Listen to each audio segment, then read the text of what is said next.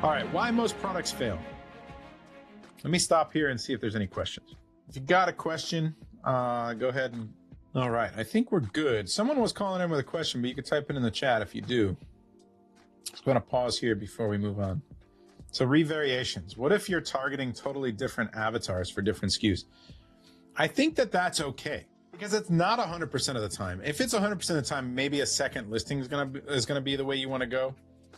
But if each one has its own hero keywords, right? Variation specific keywords, and there's no overlap on the hero keyword to an extent that like one can't stand alone, then I think it's okay. The reason being is because I think some people are going to come in.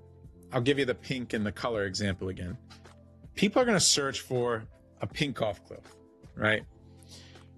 And a percentage of the time, they're going to click, if they search for pink golf glove and they click on your pink golf glove listing, they're going to click at a higher click-through rate. So a higher percentage of the time. They're going to convert at a higher percentage of the time because you're feeding them exactly what they wanted. That keyword has what we call a descriptor in it. It's an adjective. Pink golf glove, pink. But a percentage of the time, they're going to click on your listing and they're going to see a brown one. They're going to say, oh, I thought I wanted pink, but that brown one looks pretty cool, right? It looks vintage. It looks, it looks like leather a little bit. It looks cool. I'm going to go with the brown one instead. Or you know what? I don't want the pink one as much as I thought that black one. So what you're doing is you're giving them options. So your overall conversion rate goes higher and the conversion rate for the black one goes higher, right? That's where you really win. So how do you calculate the PPC cost per unit before the launch of a product? Yeah, we'll get into that, huh? I mean, I don't know that we're going to get into too many PPC questions, but I will go into budgets for product development. So we will have like a product budget matrix, and we will discuss what different types of products require different budgets, right? Because it's not one-to-one. Not every product is built the same. Andre, when you launch a product with different variations, is it better to make listings to go get faster reviews, or just launch all different colors in the same listing at once? That's a really good question. The way I like to think about it is this. If I'm launching two different designs of something and both have an opportunity to potentially be a hero, meaning they can do well on generic keywords or the biggest keywords by themselves, even if you're like number 6 and number 12, I think that you should launch them separately. Get those extra reviews, launch them, do your best to launch them. But if I'm launching the pink golf glove, I'm never going to rank. Only the best pink golf glove is going to show up on the page 1, right? But where they're going to show up is pink golf glove for ladies, pink golf gloves for girls, pink golf, golf gloves for girls, golf gloves for ladies, right? That's going to be where you really have the opportunity to rank. But the best pink one's going to rank. So you wouldn't want to launch that one necessarily by itself. What you want to do is launch it as a variation. So that's kind of where I make my mind up there. It's like with the market testing that I do, and we're going to get into market testing over this week, I should know based on the competitors and my market testing whether that variation has an opportunity to be on its own. So further to Andre's question, will you at some stage merge the different listings even when they're selling well on their own? I don't often do that. I might build out more variations underneath each one because I want more options so that it raises the conversion rate of both listings, but I might try to push both up, right? That's really a very dependent on the situation answer. Like most of the answers that we give in marketing and in product development and Amazon, most of the time the answer is it depends. Now, knowing what it depends on is what we teach you, because we need to teach you how to look at all the different answers and make a decision. When only one seller in a niche is FBA and the best sellers and is best seller against FBM sellers, how much is the FBA affecting sales and rank? Significantly. We see a massive increase in conversion rates from people who are prime versus not prime. That's the bottom line. People often search by Prime. They want their guaranteed Prime. They want it within 2 days. And if you're fulfilling it yourself, you're not going to have those badges. You're not going to show up in those filters, and you're going to get less clicks, less sales. Which products are recommended for launch in the USA? It's easier for me to tell you the ones to avoid, but it all depends on your sophistication and your capital, right? I have a friend who's and a student who now has a brand doing over $100 million in skincare. Would I tell any of you new sellers to get into skincare? No. He is an incredible student that happens to be partnered with the owner of the facility that makes the skincare products. They had almost unlimited capital, and he's really, really, really smart and does most of his business off of Amazon now. So does that mean you couldn't be successful? No, but is it a low chance of success? Yes, it's very, very low, and it's very risky, right? So avoid electronics is generally a rule, because like it's dominated by sellers who are based in Shenzhen, or the factories themselves that are in Shenzhen, China. They're okay with small margins, and they own the factory. Replenishables like supplements and skincare and beauty, those are categories that you will not want to go into until you really are very, very good at Amazon. Those categories are dominated by killers who are really good at Amazon and have deep pockets and have a lot of experience. So if you have several color variations of golf clubs, but gloves, but the pink ones get poor reviews, can you remove the pink variation from the listing so that its negative reviews don't affect variations? Tim, you can, but that can't be your reason that you're doing it. When you break apart and create new listings like that, Amazon considers it variation and review manipulation. So you have to be very careful for the reason you're doing it. If you run it out of stock, right, you destroy it, then you remove it. And when you relaunch it, you can't relaunch it as the same exact one. You're going to want to go in and make a change to it. It's an updated version, right? It's not the same exact one, but now you call it bright pink, or, like something like that. You got to make sure that you're doing it for the right reasons and the right sequencing, and that you don't abuse this type of strategy, because Amazon's not dumb. They know everything you do, and they will come after you for it. I agree on separately and less size or color, as you don't end up with the wrong images or info being attributed to the variation. Yeah. Could we create multiple listings at a time for all variations in Data Dive? Like, let's say we have 3 different colors, but every time we have to create a new niche for the child listing. So no, David, what I would do is probably create most of the listing by the same, but then I would change just the title. So instead of just the generic keywords in the title, I would add the variation specific keywords in the title, like the strongest pink. So instead of just golf glove for men, it would probably be pink golf glove for women, or, and ladies golf gloves, right? It would probably be like these keywords in the title versus the generic ones that the white one might be on. If we decide to launch all colors in the same listing, do we do PPC for each color or just apparent? Yes, you would do PPC for all of them, but you wouldn't target the same keywords.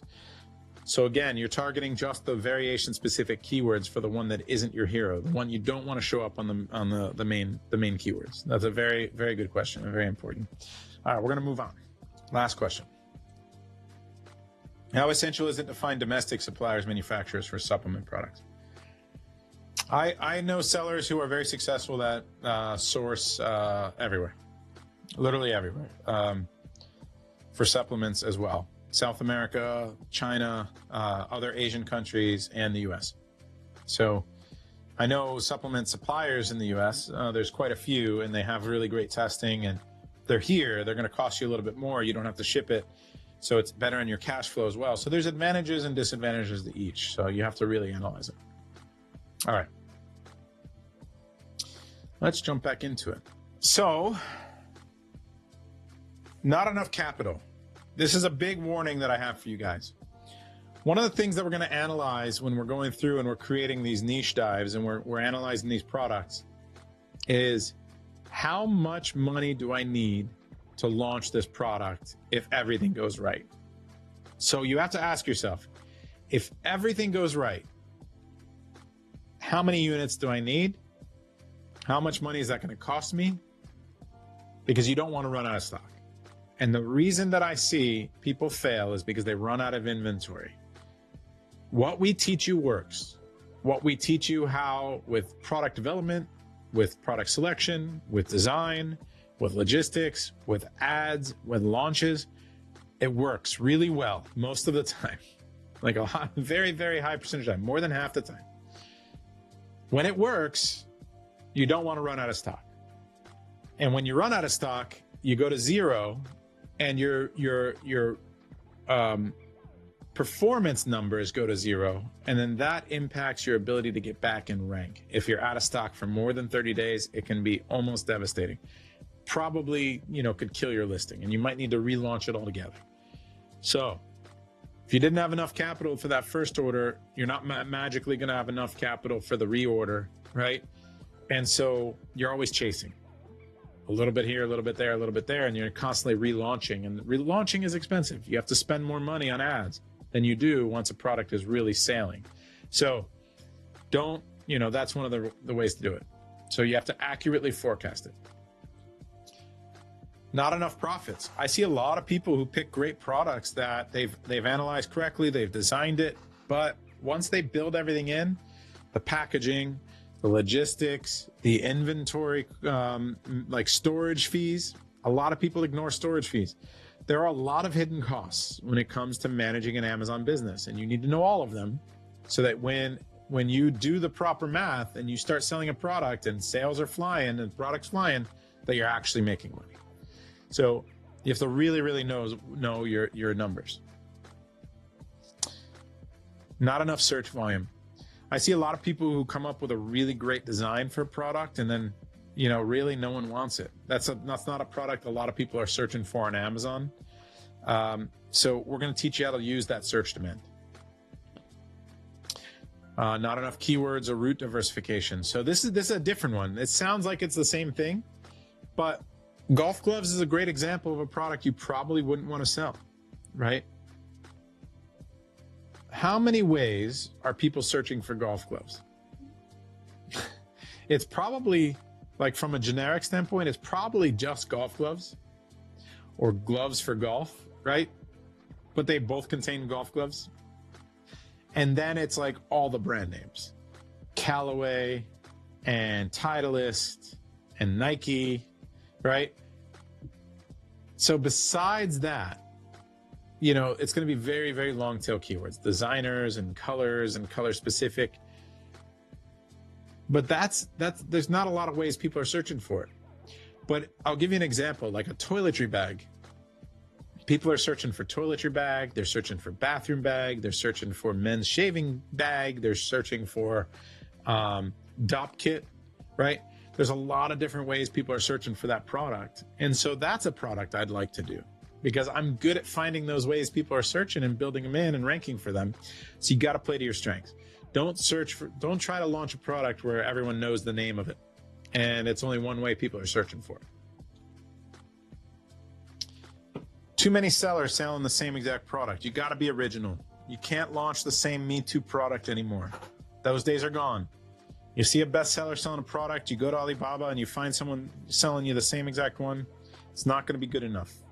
You gotta be able to design something better, something different.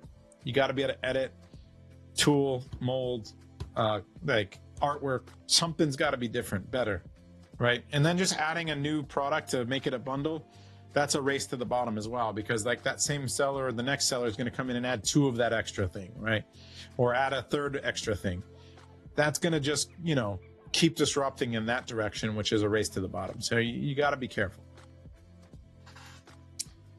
Choosing an unpopular color. This is what I was just telling you about. If you were going to launch a golf glove, would you only launch the pink one? No, that would be sure disaster, right?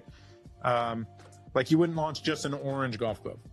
You're like, who wouldn't want an orange golf club? I love orange golf gloves. People who want orange golf clubs really, really love orange golf clubs. And that might be true, right? But the 170 people searching for orange golf glove every month is not going to be enough for you to hit your minimum profits, right? It's just not going to be enough. Poor quality control. You've got to get samples. You've got to have a good factory. You've got to be able to do an inspection. before your order ships. This is table stakes for doing this business. You're manufacturing and putting your brand name, your capital, your money behind this product, behind this brand. Your product needs to be good. When you start to get negative reviews, it kills all momentum you have. Don't allow it to happen with something as easy as you could have just paid a few $100s to have someone go look at your inventory before it shipped. Do your homework. IP.